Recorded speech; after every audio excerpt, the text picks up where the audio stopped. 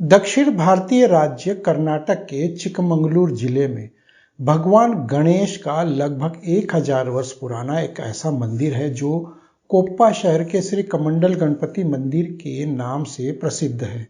दरअसल यह मंदिर कोप्पा नाम के एक प्राचीन शहर के नजदीक और सिद्धारमर्ता रोड पर केसावे गांव में स्थित है, जो तहसील मुख्यालय भी है।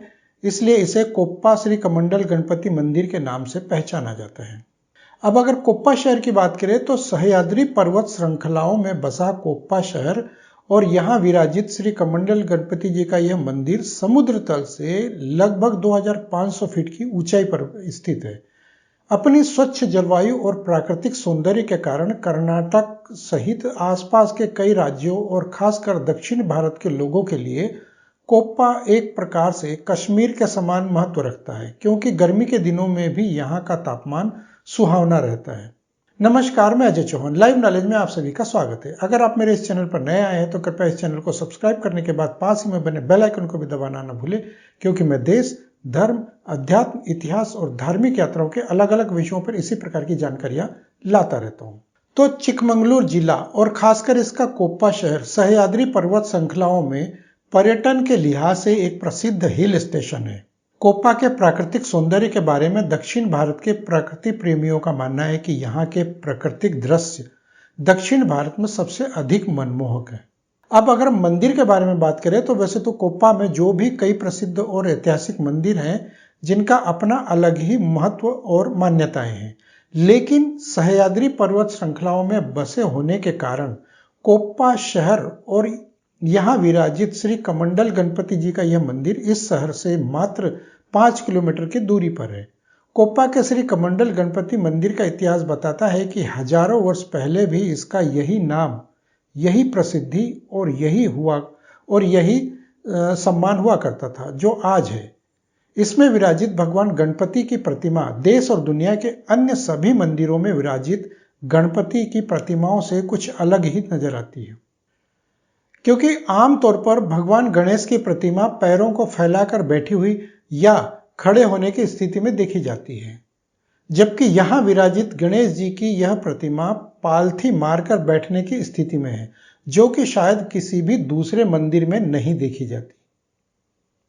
और अब अगर हम बात करें कमंडल तीर्थ के महत्व की, तो श्री कमंडल गणपति जी का यह मंदिर जिस कारण से सबसे अधिक प्रसिद्ध है वह है इसके कमंडल तीर्थ नाम की ऐसी जलधारा जो गणेश जी की प्रतिमा से या प्रतिमा के ठीक सामने से लगातार 12 मास बहती रहती है और आगे चलकर यही जलधारा ब्राह्मी नदी के नाम से पहचानी जाती है। दरअसल कमंडल तीर्थ नाम की यह जलधारा ब्राह्मी नदी का उद्गम स्थान है और यह उद्गम भगवान गणेश की प्रतिमा के चरणों के ठीक सामने से हो रहा है। इस उद्गम स्थान के मुहाने पर लगे नक्काशीदार पवित्र पत्थर पर एक छोटा सा चौकोर चबूतरा है जो 8 पंखुड़ियों वाले फूल की तरह दिखता है। यह जलधारा रहस्यमयी और चमत्कारिक रूप से वर्ष भर निरंतर बहती रहती है। कमंडल तीर्थ की इस जलधारा के जल का महत्व गंगा नदी की तरह ही बेहद पवित्र और शुद्ध माना जाता है। इसलिए यहाँ आने वाले श्रद्धालु इस जल को अपने साथ लेकर भी जाते हैं और घरों में आयोजित की जाने वाली पूजा पाठ के दौरान इसका प्रयोग भी किया जाता है।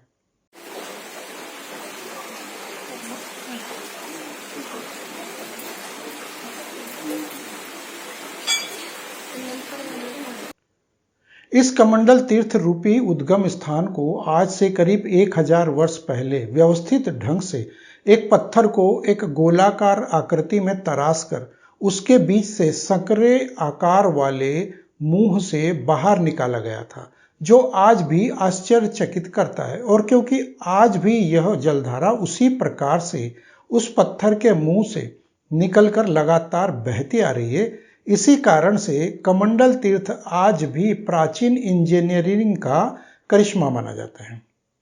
ब्राह्मी नदी का यही उद्गम अपने प्राचीन और पौराणिक नाम कमंडल तीर्थ के रूप में जाना जाता है और इसके अलावा यह कमंडल तीर्थ अत्यंत पवित्र स्थान और महत्व रखता है। इसी कमंडल तीर्थ के नाम से इस मंदिर में विराजित गणेश जी को भी कमंडल गणपति के नाम से पहचाना जाता है, यह नाम दिया गया है।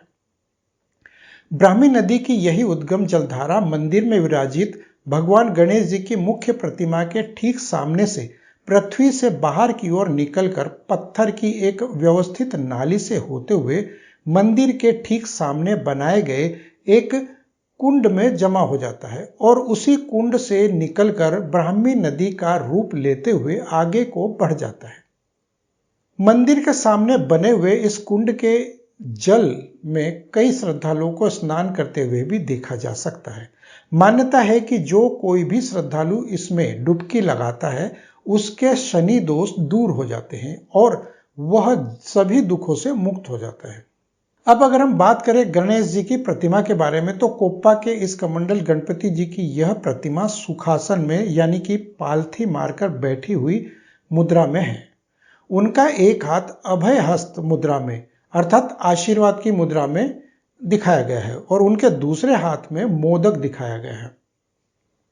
कमंडल गणपति जी के बारे में या इस कमंडल तीर्थ के बारे में जो किंवदंतियां प्रचलित हैं, उनके अनुसार इस मंदिर में भगवान गणेश जी की इस प्रतिमा को स्वयं माता पार्वती जी के द्वारा स्थापित किया गया था। इसलिए यह प्रतिमा अन्य मंदिरों में विराजित गणेश जी की प्रतिमाओं से एकदम अलग नजर आती है। कमंडल गणपति मंदिर को यहाँ प्रमुख रूप से शनि दोष से मुक्ति दिलाने वाले गणेश जी की प्रतिमा या मंदिर भी माना जाता है और उनमें भी खास तौर पर वे लोग जो छात्र या छात्राएं हैं और बार बार असफलताओं का सामना करते हैं, उनके लिए कमंडल गणपति जी विद्या गणपति के रूप में विशेष ज्ञान और आशीर्वाद देते हैं।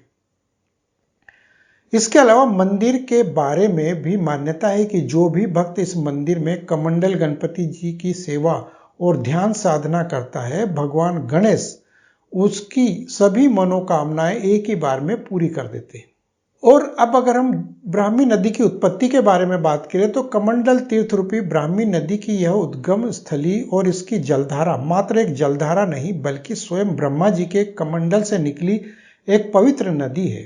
कहा जाता है कि जब माता पार्वती अपने तप के संबंध में भगवान गणेश जी से सहायता मांगने के लिए यहाँ आई और गणेश जी ने उनकी तपस्या को निर्बाधित रूप से संपन्न करवाने का वचन दिया, तो ब्रह्मा जी ने प्रसन्न होकर भगवान गणेश के ऊपर अपने कमंडल से पवित्र जल छिड़क कर उन्हें इसी स्थान पर आशीर्वाद दिया था। ब्रह्मा जी के कमंडल के उस जल का एक छींटा उस समय गणेश जी के ठीक सामने पृथ्वी पर भी गिर गया, जिसके बाद उसी पवित्र जल के छींटे से यह एक दिव्य धारा का उद्गम हुआ, जिसे स्वयं गणेश जी ने ब्राह्मी नदी का नाम दिया।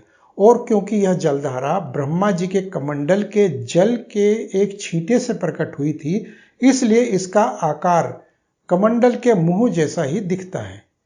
इसलिए स्वयं गणेश जी ने इसे कमंडल तीर्थ और जलधारा से बनने वाली नदी को ब्राह्मी नदी का नाम दिया।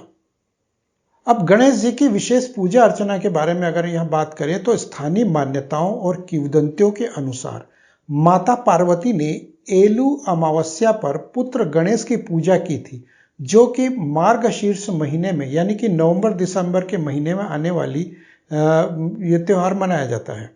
इसलिए एलू अमावस्या का यह दिन विशेष सभी महिलाओं के लिए अत्यधिक पवित्र माना जाता है और इसके अलावा गणेश चतुर्थी के अवसर पर भी यहाँ विशेष पूजा पाठ किए जाते हैं।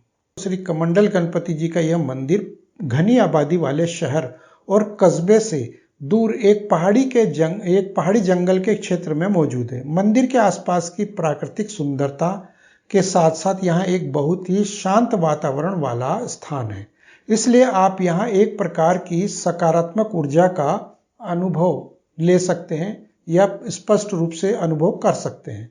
जबकि कमंडल तीर्थ से निकलने वाली जलधारा की मधुर जल ध्वनि को स्पष्ट तौर पर सुना भी जा सकता है। अब इसके बाद हम बात करते हैं मंदिर के बारे में। तो कोप्पा के श्री गणपति मंदिर का यह इमारत कितनी पुरानी है और कब बनाई गई, इस विषय में कोई खास जानकारी उपलब्ध नहीं है और न ही गणेश जी की इस दिव्य मूर्ति के विषय में कोई खास प्रमाण है। हालांकि स्थानीय लोगों के अनुसार यह मूर्ति करीब 1000 वर्ष पुरानी है। यह कोई बड़े आकार वाला या भव्य मंदिर नहीं और ना ही इसमें कोई चार दीवारी है।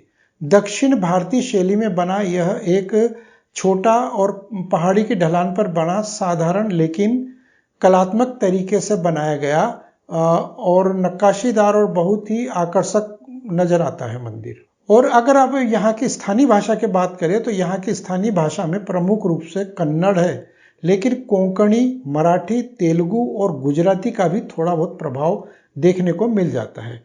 तो अगर आप भी कोप्पा के श्री कमंडल गणपति जी के दर्शन करना चाहते हैं तो बता दें कि यह मंदिर दक्षिण भारतीय राज्य कर्नाटक के चिकमंगलूर जिले की कोप्पा तहसील के मुख्यालय और कोप्पा शहर के बस स्टैंड से मात्र 5 किलोमीटर की दूरी पर सिद्धरमर्ता रोड पर बसे एक केसाबे नामक गांव में स्थित है।